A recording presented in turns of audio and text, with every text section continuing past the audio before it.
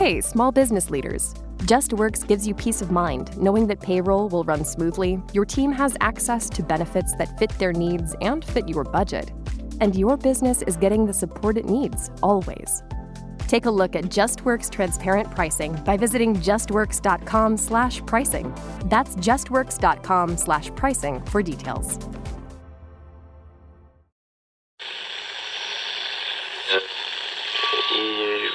Empire.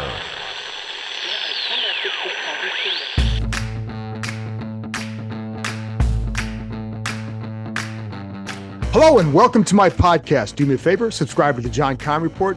Wherever you get your podcast, you're watching on YouTube, you know what to do. Hit that like button, hit that subscribe button. You can find us there as part of Empire Media. That's AMPIRE. Always much appreciated when you tune in. Don't forget, you can always read my work on ESPN.com. That's where I'm going to have a lot of stuff on the sale on Thursday and subsequent stories on Friday from Josh Harris's press conference at FedEx Field. So go to ESPN.com for that. And in a minute, I'm going to be joined by ESPN's senior basketball reporter, Tim Bontemps.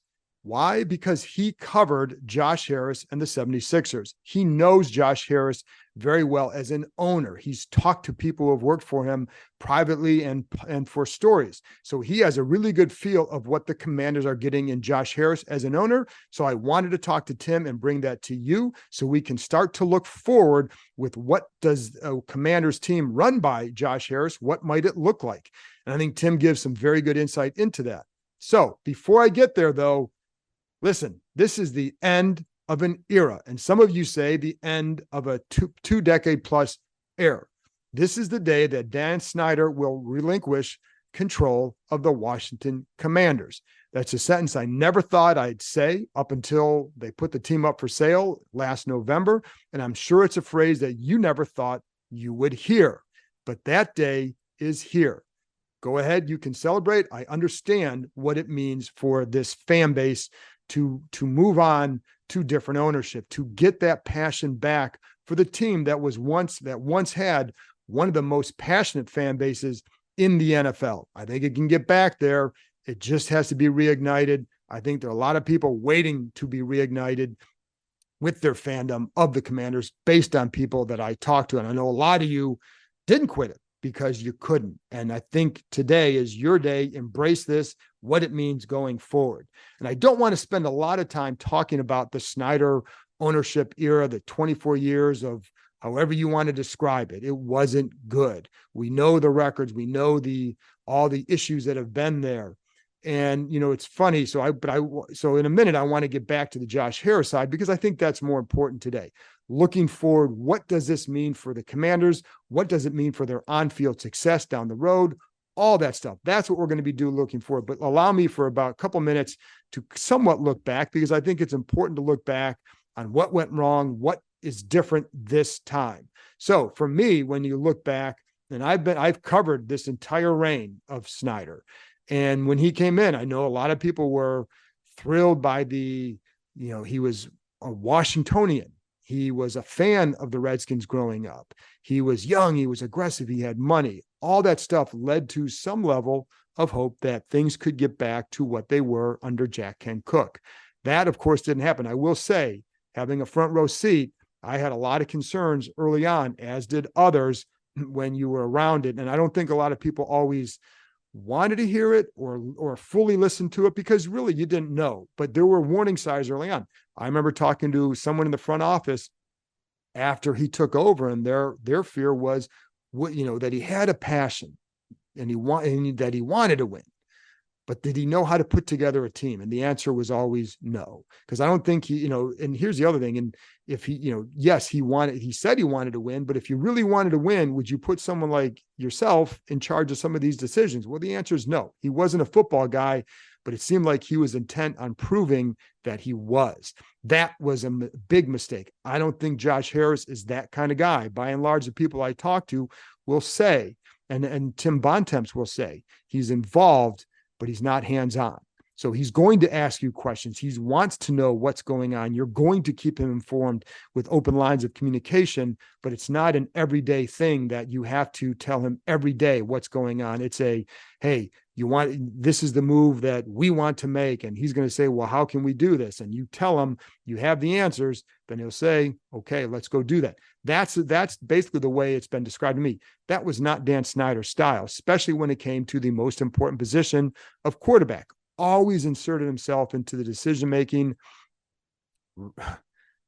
Didn't get it right. So, I think we have many years to look back on and say, not every quarterback decision was his fault. RG3, that was as much an injury. Now, there were other issues going on, but we don't know what would have happened had RG3 had he stayed healthy. So you can look at that however you want, but a lot of other decisions were certainly not the right ones.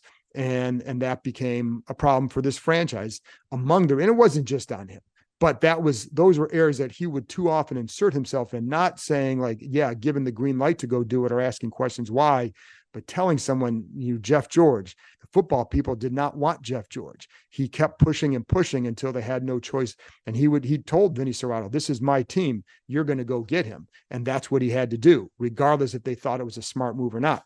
Anyway, all that is done. And I think that's where Josh Harris will be very different. So that's why I say I think it's important to look at that.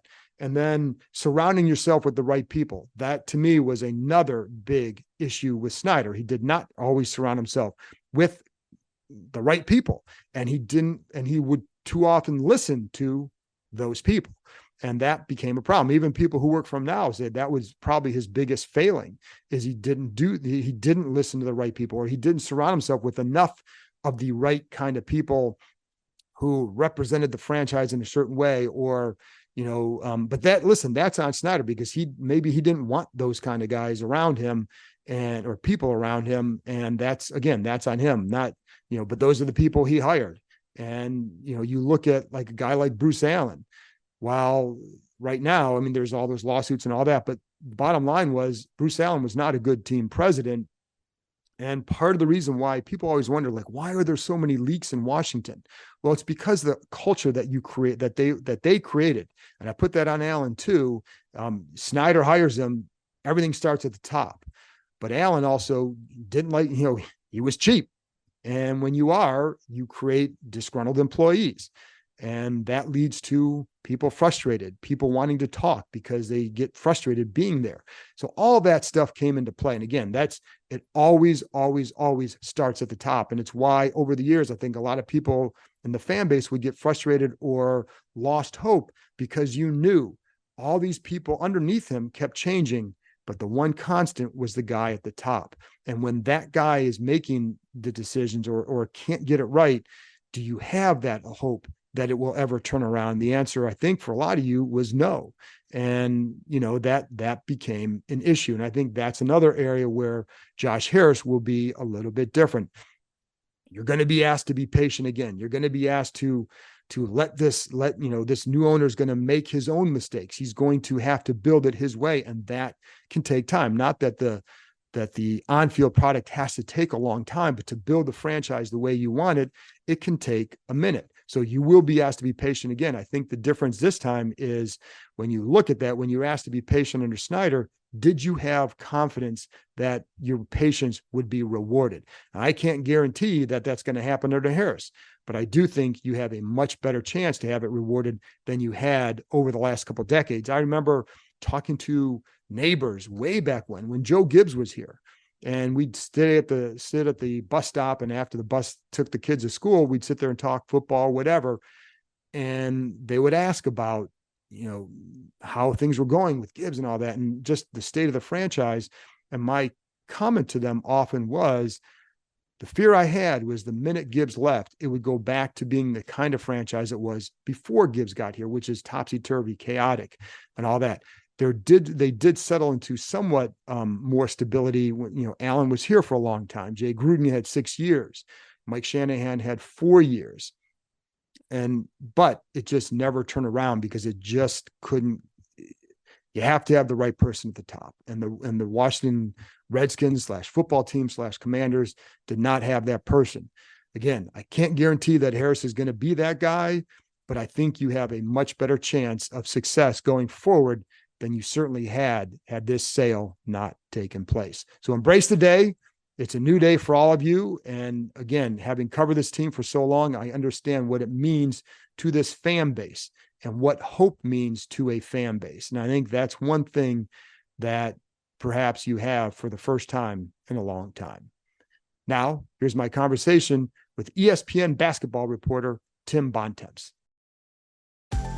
Hey, small business leaders. JustWorks gives you peace of mind knowing that payroll will run smoothly, your team has access to benefits that fit their needs and fit your budget, and your business is getting the support it needs, always. Take a look at JustWorks transparent pricing by visiting justworks.com/pricing. That's justworks.com/pricing for details. This episode is brought to you by KPMG. At KPMG, innovation is the go-to state of mind. Their visionary thinkers and advanced technology help you see beyond the now, uncover new insights, and turn them into opportunities. KPMG can help you leverage the value of data and drive transformational outcomes through innovation. To explore their thinking, go to kpmg.us. School is out and summer is here, so it's time to plan your next family adventure. With 8 different levels, 16 courses, 250 climbing obstacles, and over 4,000 feet of zip lines, the Adventure Park at Sandy Spring, located in Montgomery County, Maryland, is the largest ropes course and zip line park in the country. Beat the heat and join us after dark for some night climbing. When the sun goes down, the park is lit up, allowing you to climb under the stars. Check out their glow-in-the-park events for extra glow lights and music throughout the forest. Want to keep your feet on the ground? Grab a bite to eat from the food truck and give axe throwing a try. Perfect for first-timers or experts, their projector systems allow you to throw at traditional targets, play tic-tac-toe, Connect Four, or even hunt zombies. Listeners of this show can get $5 off any ticket by entering the code KEIM23DC at checkout. That's promo code KEIM23DC. KEIM23DC. Now open 7 days a week, this is the perfect time of year to get outside and join the adventure at theadventurepark.com. Tim, you have experience covering Josh Harris or getting to know him, or at least his ownership style. So I just, in general, we'll get into some specifics, but what kind of an owner has he been for the 76ers? I mean, if he's the same owner he's been with the 76ers with the Commanders, I think Washington fans will be happy because he's generally gone and sought after pretty good people and then has generally stayed out of the way and is invested in his teams. And I think that's certainly what the hope and expectation, I think, will be in Washington. I mean, they pursued Bob Myers at different points, the longtime executive with Golden State. They went and tried to get Daryl Morey a couple times, eventually got him, paid up for Doc Rivers and now Nick Nurse to coach the team. So they have gone out of their way to really try to invest at a high level in their organization and have sought good people and empowered them to do the job. And, you know, Josh is not the most front-facing guy. He's not going to be out in the media saying a lot of stuff.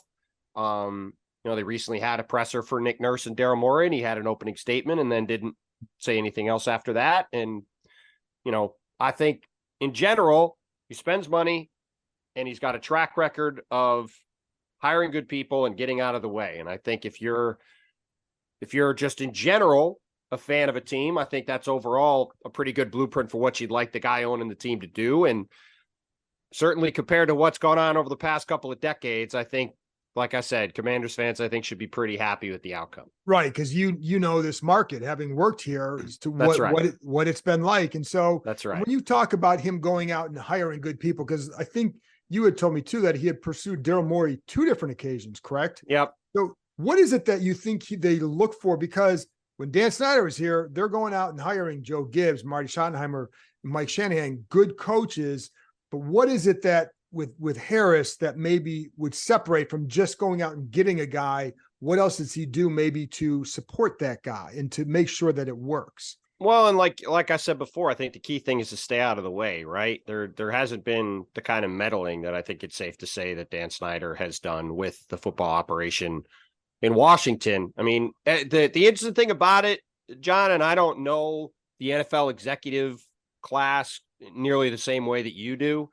They went and hired Sam Hinkie, and then they went and hired the guy who was his boss in Houston, Daryl Morey, like went and got more analytically inclined guys. I know there's obviously a lot more analytic style moves made in football now than there were 5 or 10 years ago, but I don't think it's quite the same process from that standpoint. But like I said, they also inquired about other top people in the past, and they to me have shown an interest and a willingness to pay good money to hire high-end people to run their teams. And, they're paying Daryl Morey and Nick Nurse a lot of money to coach and run the team, right? So to me, what I would look at from them is they're not going to be afraid to spend money to go hire really good people to put them in charge of the franchise and then let them do their job. And like I said, if I'm a fan, that's what I want, especially with a team like Washington. That's what I want. Like, go hire who you think is the best person and let them do the job. I think if they do that with the Commanders, I think everybody in DC will be pretty happy. And it's funny because he also is a big time, he's a sports fan. I mean, that everything I've heard about him, he's a sport. This would be you have to be a fan to some degree with all the teams he's right, exactly. Up. And he was a college wrestler and all that. How do you think? But he's also a businessman. So how do you think he balances that? Because as we know, like the big thing here, well, Dan Snyder was a fan. Well, it didn't work out because he too often kind of, didn't make moves like an owner. But with Josh, how do you see that balance between being a fan, a sports fan, but also knowing how to operate a sports team? I think largely by not getting in the way. Okay. Right. Like he has not, in my experience, sort of watching him with these teams, been a guy who's been hands-on in terms of like saying, hey, we're going to do this or we're going to do that. Right. It's much more of a, obviously the James Harden trade, other things that Philly's done, you're obviously going to consult the owner before you make a move like that. Yeah. Like they're going to rubber stamp things, but Daryl Morey wasn't going to take this job if he wasn't going to have say in what was going on. Right. And part of the reason I think it's safe to say that after a very long run in Houston, where he worked for a guy in Les Alexander who sort of let him do his thing, part of the reason he wound up, I think, in Philly is because it's much more that style than Tillman Fertitta's, which has been much more, I think, in the, in sort of a Dan Snyder-ish. Right. Obviously, in other ways, it's not, but he has been very hands-on and involved. And I think Josh is more hands-off and having to step back. And I think that, like I said, my expectation is he's not going to be out front saying a lot of stuff, and he's going to hire people and stay out of the way. And when you talk to people who have worked for him, over the years, like what are the things that you even hear privately from them? Sort of the same thing. Like he's not a guy that's heavily involved from the standpoint that he's like around every day or like in the mix with stuff, but they've had a lot of success. And I early on, certainly there were some ups and downs with the way the process went under Sam Hinkie, and then they hired DeColangelo sort of at the direction of the league office, and that obviously had its own interesting conclusion there. But, as they've, like many ownership groups, especially, right, as they've sort of gotten their feet under them and understanding what goes into, being in charge of a franchise like that, I think they're one of the more well-run organizations in the league now, and certainly from a stability standpoint they are. And again, when we're talking about Washington, stability and sort of competency and just sort of quiet, maybe it's too strong a political thing. Well, I'm not even going to say it, but it's just, there's just a sense of calm, I think, around the team, and that Daryl Morey's running the show and Nick Nurse is coaching the team, and the ownership is not coming in and getting involved. And I would assume it's going to be a similar thing. And the other thing is, too, they're trying to build an arena in Philly, which is we're probably going to get to at some point in the conversation, I would think. Right. And they went and hired Tad Brown, who was in Houston, to come in and spearhead that project. And I would expect that Tad Brown, who's a very bright guy, who's been with Daryl for a long time, is going to be doing the same thing in Washington, trying to get a new arena done, and our new stadium. The other thing about that, where are the Sixers building their stadium? Downtown. And I don't know, I have knowledge of this other than just cursory. I've talked to Tad and said, like, congrats on things working out. But if I had to guess, based off the fact that they have a downtown arena in Newark at the Prudential Center, they have a downtown arena they're trying to do in Philadelphia, I would certainly think a downtown DC or stadium makes sense based off of their general blueprint of how they've done things. Now, can they get that done? As we know, there's a lot of things that have to happen for that to come to fruition. But I think when they're talking about building a new stadium, which I'm sure they're going to do, right? To me, that's the thing I would first look at is, can they get back downtown again? Because just based off of how they've done everything else, I would suspect that's the thing they're going to try to do. Well, and I would think that anybody, I would think that would be, I know the stadium is a top priority for them. And I think anybody was going to come in and look at RFK, that area first, to see if you can make it work. As you know, again, you were in DC, the hurdles that exist to get something built in DC. Why do you have a sense of why it's important for them to be downtown and, with those arenas? And did you ever get a sense from why that was important versus the suburbs? I think it's just, it's a little different in particular with basketball, right? It's more of a, right. You're bringing people, but I think mostly you're bringing people into the center of the city. There's a lot more stuff going on. You could tie it to other business ventures and development around the arena, right? I'm sure it'll be a similar deal there. And I just think, again, like we both know, you've had to make the trip a million times. Going out to Maryland and the whole process of dealing with traffic and everything else, it would be so much better, I think, for everybody if they could get an arena done downtown and have access to public transit and have the ability to do all this stuff. And that's why I say an important guy to know in this whole thing is Tad Brown, because I would assume he's going to be the guy that's running point on trying to get that done. And these guys are pretty savvy operators who, I was around Golden State when they were putting their arena together. These things take a very long time in big cities to get done because, like you said, you have to go through a lot of legal hurdles. And they're talking about having their arena here in Philly done or not here in Philly, I'm in New York, but their arena in Philly done in 2032 or something. Like we're talking it's a long time out. But I would guess that they're going to and again, I don't know anything for sure. It's just conjecture based off what they've done with other things. But I would suspect they're going to try to exhaust every possible avenue to do something, like you said, around that RFK site before they would try to do other options in other places. He also, based on that and the time frame and all that, because there would be a tendency to maybe try to speed it through a little bit to get it done. But is he a pretty patient guy? The whole process is going to test your patience and all that. Is he a fairly patient guy? Would you describe him as that? I would say he's a very pragmatic business guy. Okay. Right? Like he's made a ton of money in private equity and doing the various stuff he did at Apollo. And I think he's shown an ability to look long-term at stuff. And he's made, obviously he's made a lot of good investments in the sports world. He bought the Sixers and some of these other teams at the very bottom of the market in terms of where they are now. And I would suspect, again, like using the Sixers thing as an example, right? They've spent years trying to get they've been in a protracted battle. I shouldn't say battle, but the Wells Fargo Center is one of the lower arenas in the league in terms of quality. They don't own the thing. There's this funny dispute where they just call it the center for reasons I don't need to get into. They don't call it the Wells Fargo Center in their official stuff. So they've been battling on this really for a long time now, probably since they basically took over the team a decade ago or decade-ish. And they're going to get an arena in 10 years, right? So if you look at it that way, that there's a 20-year window to eventually get where you want to go. I'm not saying it's going to be 20 years so they have a new football stadium, but I do think that's a sign of, even if they're trying things in the interim, they're not like, well, we're going to just slap something together in 3 years to get it done. They're going to make sure they eventually get the thing they want done, even if it takes them several years to get it over the line. I don't see any reason to believe it would be a different thing with with the football stadium, wherever it winds up being. How many interactions have you had with him over the years? With Josh specifically, Yeah. Mm-hmm. not a ton.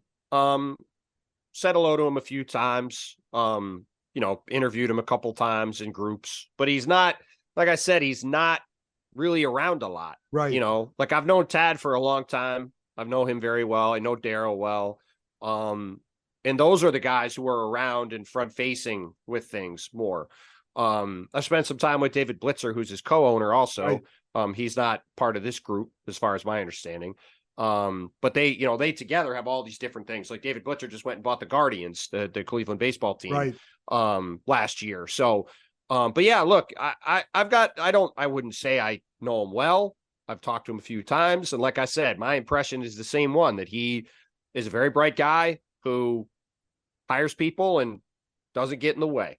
And I think, again, like I keep repeating it because I just do think it's the most important point, that if I'm a Washington football fan and I think about everything that's gone on with the franchise over the last 20 years, I just think the word stability is what I would say. Like, this is a fairly young guy as far as ownership groups go, and I would expect him to have the team for a long time, and I would expect it to be fairly quiet and stable. I don't know how the wins and losses will be over time, but I don't think there's going to be crazy drama of any sort. I think they'll just be a normal team, which I think will be a relief to a lot of people. I think that would be a relief to a lot of reporters as well. I'm sure it will. I can speak to that. And the funny thing, I mean, if you do build it that way, though, wins and losses, especially in the NFL, the NBA, it's so hard because you can build a good organization, but if you don't get that star, the talent is so essential in the NBA. Yeah. Sure. Whereas in the NFL, you can build over time, that sort of situation probably wins out more than it would in some other leagues. And so I think that's what bodes well. And the other, when you talk about analytics too, how big have analytics been for him? Because I've seen him quoted on that too with the Devils and with the Sixers. How big is that a factor for them? Well, and the Devils have had a ton of success too. They've gone through a rebuild and are on the upswing too. It's a good point. I mean, I think I would say if you look at their front office hires, right? The two guys they went and got, the Colangelo thing is sort of separate for a variety of reasons, but they went and hired Sam Hinkie at the beginning. Then they went and hired Daryl Morey. And so to me, if you're hiring those two guys, you believe in that in sort of a data-driven approach, right? And given his background in private equity, it makes sense that would be sort of the thing they would be drawn to, is a data-driven approach. Like, hey, show me a model of why this is going to work. Right. I don't have billions of dollars, but certainly when these guys are making these kinds of decisions, it's based off of, you put together models of what things are going to look like and you drive your decisions toward that. So I think we've seen that as the way they've approached things in the NBA. Like I said, I don't think the NFL is quite the same, right? But they've shown a consistent trend of going after elite talent and paying for it. And my suspicion is a similar thing will happen in Washington. And that's, like I said, the early on with Snyder, he did go after those guys, but it was more the support around them, I think, that led to some failures and also trying to be too involved. And so, yes, it's funny because when you'd see Josh sitting next to Doc Rivers during a game on the bench, you wonder well, is he, because how involved is he? And is it just more, and again, there's a difference. To be fair, a lot of owners sit in those seats though. Yes, of course. It's not right. Yeah. I had some people here point that out to me. And so I think, and you were telling me one time, active, but not, meddlesome. And I think that's how an owner should be. And, be active. It's your team. You spent $6 billion, but don't meddle and don't sit there and tell them oh, this is the quarterback that I want. Oh, really? Yeah. He's not like Mark Cuban, sitting there, on the bench, involved in running the organization. Right. You know what I mean? They've hired good people and are letting them do the job, and they're at the games and they're around. But yeah, him sitting in those seats, Ted Leonsis sits basically the same seat in Washington, right? That's sort of a Joe Tsai's in the same seat in Brooklyn. A lot of owners either sit on the baseline next to the bench, across from the bench, or in those seats between the scorer's table and their bench. And that's Josh Harris is in the latter part. Anything else need to know about him, Tim? I mean, I think, you've given a good description for people listening to get a feel for him and what they might have, but anything else we need to know? I really just would emphasize again that I think because I went to college. One of my college roommates is from Fairfax County and went to Chantilly, and I know a bunch of people from the area. Obviously worked at the Post for a few years, as you mentioned before. And I would just say that I think for a fan base that has been desperate for a competent, stable, normal organization, I think the Washington Commanders will be that. I don't know what they're going to win, right? But I don't think it's going to be constant drama and constant chaos and not knowing where to turn every day as a fan, going, when is this going to stop? Like, I think they're just going to be sort of a run-of-the-mill, normal NFL team. And we'll see it, like you said, we'll see if the wins and losses follow. But they have proven to have a track record of getting stadiums done, hiring good people, and staying out of the way. And if they do those three things, like you said, I think Commanders fans will take the results as they come after that. And, I think they'll be happy to live with it. Thanks a lot, Tim. Of course, man. Thanks for having me. Hey everybody, Harvey Levin here from TMZ. We have something really exciting for you. We have officially launched the TMZ Audio Network. In addition to the TMZ podcast, we have 3 all-new shows. There's Last Days, which explores the final days of some of the biggest icons in sports and entertainment. If you're into the drama surrounding the royal family, well, we have Spilling Royal Tea. And for all you sports fanatics out there, Michael Babcock is the host of the TMZ Sports Podcast. Check out all 4 podcasts right here on Spotify. At FedEx Office, we know running a business is a marathon, but sometimes every task feels like a sprint. Design the product catalog, pick up the new boxes, print the business cards, notarize the lease, put out 20 more yard signs. It's a lot. Luckily for you, FedEx Office is here to help turn your ideas into reality, so you can stop running yourself in circles and start concentrating on the important things, like deciding what's for lunch. Visit your nearest location or office.fedex.com to get started. FedEx Office.